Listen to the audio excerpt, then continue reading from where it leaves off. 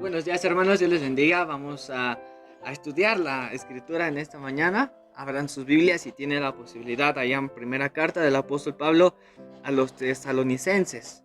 Primera carta del apóstol Pablo a los tesalonicenses, capítulo 1, versículo 5. De este versículo hemos de desarrollar una serie de estudios con base a este tema acerca de la iglesia que estamos llevando. Y creo que la iglesia de Tesalónica es uno de los ejemplos más importantes que vemos en la escritura acerca de cómo es una verdadera iglesia.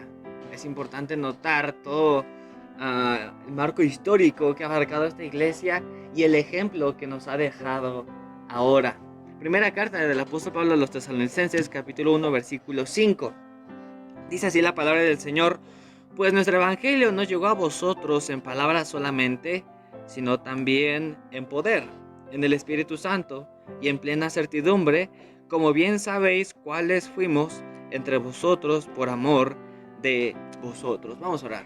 Dios, te damos gracias por este día que nos das y rogamos, Señor, de su bendición para este tiempo de la enseñanza, que pueda, Señor, ayudarnos a nosotros como iglesia, más que nada, Iglesia Bautista Montemoria, que pueda ayudarnos a ver, Señor, nuestra necesidad, así como de la iglesia que debiéramos seguir siendo. Pedimos, Señor, que pueda ayudar a aquellos hermanos que pudiesen estar batallando y a aquellos, Señor, que se esfuerzan por procurar hacer de la iglesia un lugar de unidad, un lugar de armonía. Rogamos, Señor, que les bendiga, pero más que nada, Señor, podamos aprender o recordar, Señor, nuestras responsabilidades que tenemos como miembros, Señor, de su casa.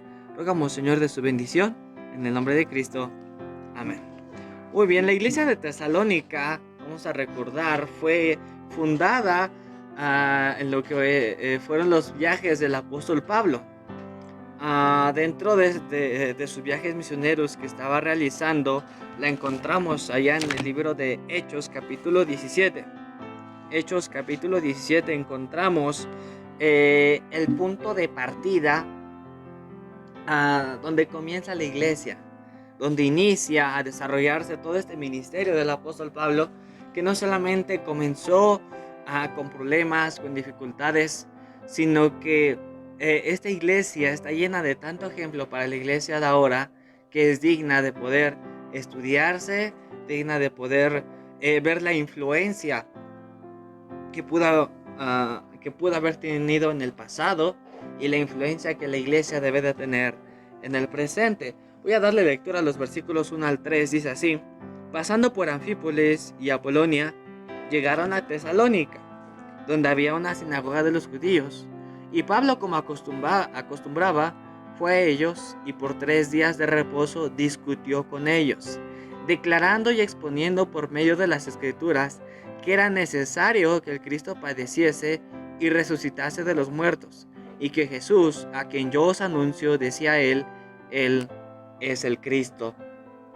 Es importante notar que por qué razón, eso es extra, no es dentro de la clase, pero creo importante, por qué Pablo siempre llegaba a los días de reposo a las sinagogas. Es un tema que ha sido debatido a lo largo de muchos años, de decir que el cristiano debe de respetar el día sábado como el día del Señor. ¿Por qué razón? Porque Pablo lo hacía.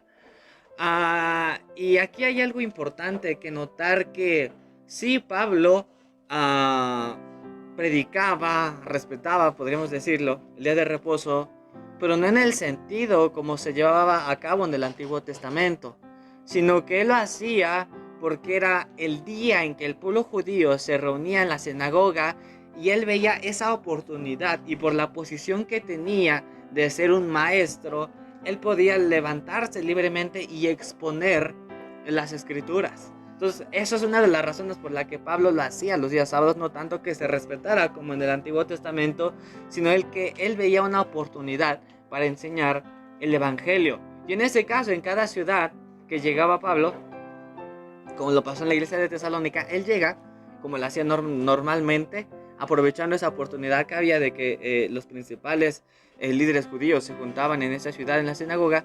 Él aprovechaba para exponer el Evangelio y demostrar que el Mesías realmente era Jesucristo. Era Jesús a quien habían matado algunos años antes.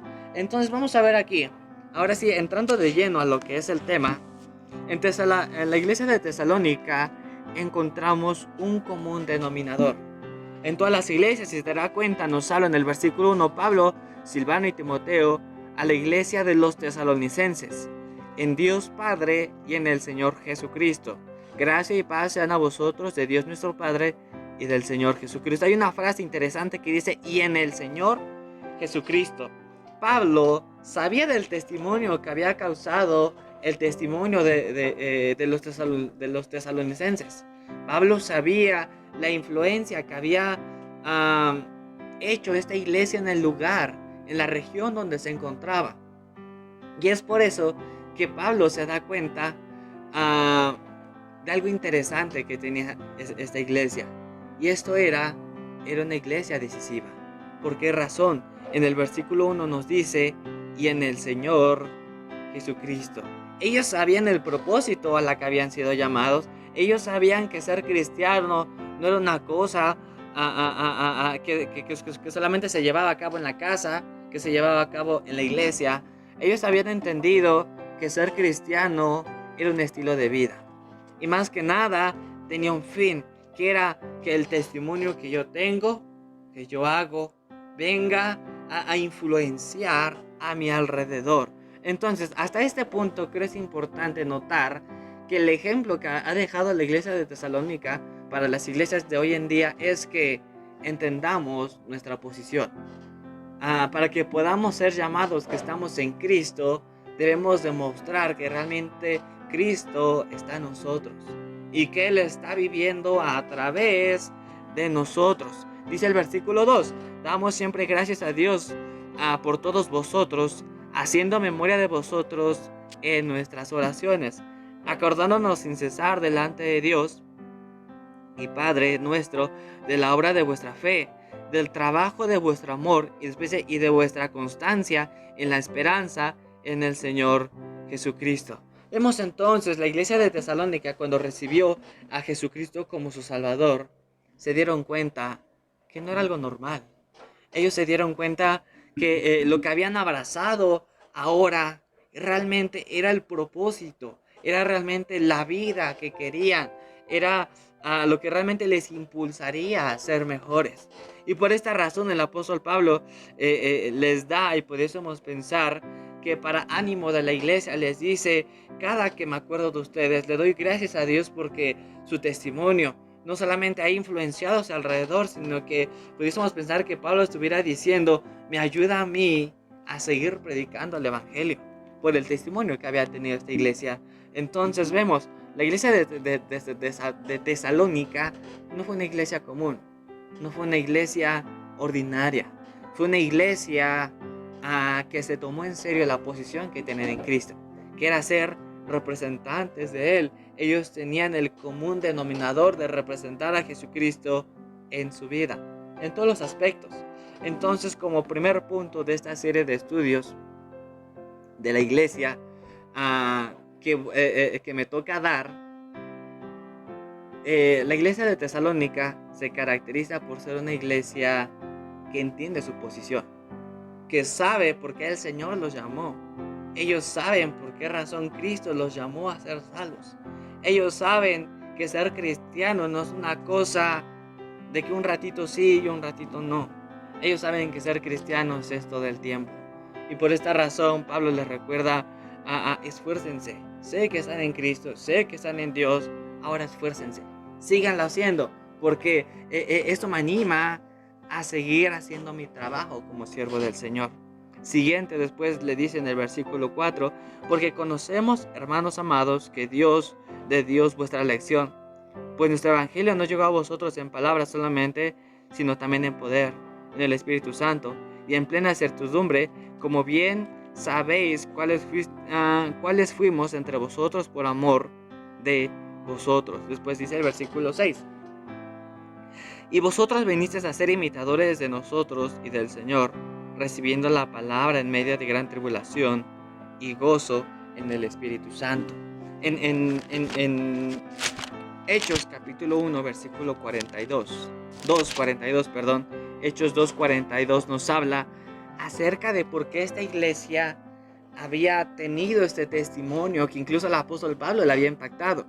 Hechos capítulo 2, versículo 42 dice, y perseveraban en la doctrina de los apóstoles, en la comunión unos con otros, en el partimiento del pan y en las oraciones. Es importante notar que el avance de la iglesia primitiva se derivó a que los primeros cristianos perseveraban, a que los primeros cristianos eran constantes, a que los primeros cristianos realmente se tomaron en serio su cristianismo. Ellos no dijeron, si me hago cristiano me van a perseguir los judíos. Ellos no dijeron, si me hago cristiano Roma va a estar en contra de mí. Ellos no dijeron, si me hago cristiano ya no voy a poder trabajar en los sindicatos como lo pasaba en algunas sociedades romanas. No, ellos al contrario nos dice que una vez que tomaron el cristianismo le echaron ganas, se esforzaron, procuraron representar a Jesucristo en sus vidas. Y creo que es un ejemplo que nosotros como iglesia neotestamentaria debemos de seguir. Como una buena iglesia bautista, como una verdadera iglesia de Jesucristo, debemos seguir el ejemplo de estas iglesias, que perseveraban, seguían caminando, avanzaban a pesar de las dificultades que se encontraban. Hechos capítulo 5, versículo 8 nos habla, Hechos capítulo 5, versículo 28 nos dice, diciendo, ¿no nos mandamos estrictamente que no os enseñéis en ese nombre? Ahora habéis llenado a Jerusalén de vuestra doctrina y queráis echar sobre nosotros la sangre de este hombre. Versículo 29, respondiendo Pedro a los apóstoles dijeron, es necesario obedecer a Dios antes que a los hombres. Vemos aquí a la iglesia del principio, la iglesia primitiva, no le interesaba las dificultades que atravesaba, no le interesaba si los principales líderes religiosos o políticos los amenazaban, no les interesaba nada de eso, sino ellos decían, y el apóstol Pedro, y los apóstoles decían, es necesario obedecer a Dios antes que a los hombres. Entonces vemos tanto perseverar como obedecer a Dios sin temor a lo que el hombre haga o quiera hacer en contra de nosotros, fueron las características principales que tuvo la iglesia primitiva. Y en este caso lo estamos viendo en la iglesia de Tesalónica. Entonces, hermanos, ¿cuál es nuestra responsabilidad como cristianos? Es que podamos perseverar, podamos ser constantes, podamos seguir creciendo en el temor del Señor Jesucristo y entender que nuestra posición como miembro de una iglesia es perseverar.